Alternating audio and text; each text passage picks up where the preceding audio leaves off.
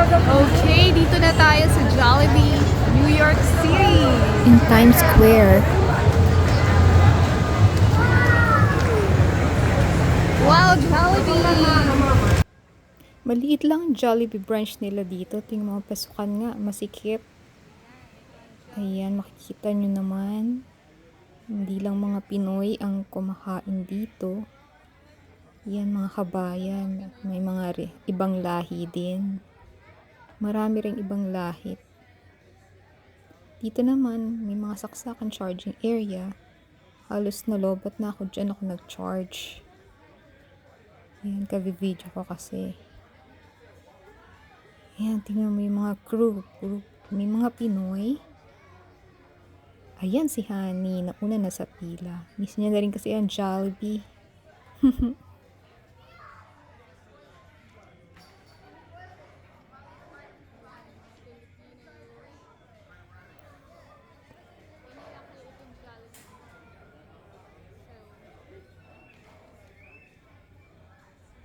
Sa kitchen, mukhang puro mga Pinoy crew ang kinukuha nila.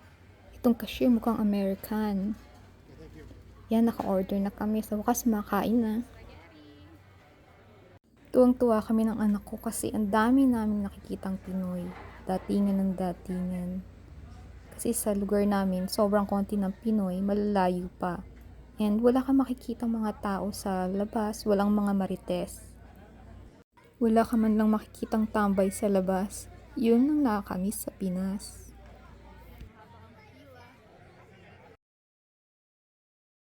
Tingnan mo nga yan si Kuya, halatang Pinoy, nakapamaypay pa. Nakahanap na rin kami ng seats ng family ko. Yan, makakain na uli kami ng Jollibee. Wow, ang dami ng spaghetti nila dito. Kain po tayo. Ito naman yung labas mismo ng Jollibee. Yan, ito ang view. Di mo, gusto ka dyan mag-video ng 360. Kaya pinapasunod ko sila. Happy naman si Happy.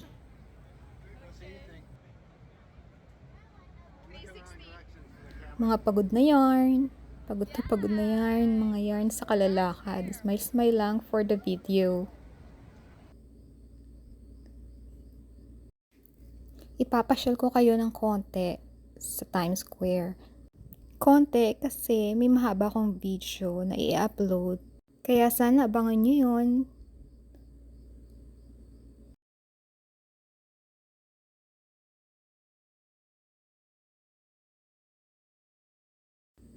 Ayun si Habi, bitbit pa yung bag ko, nakakatuwa.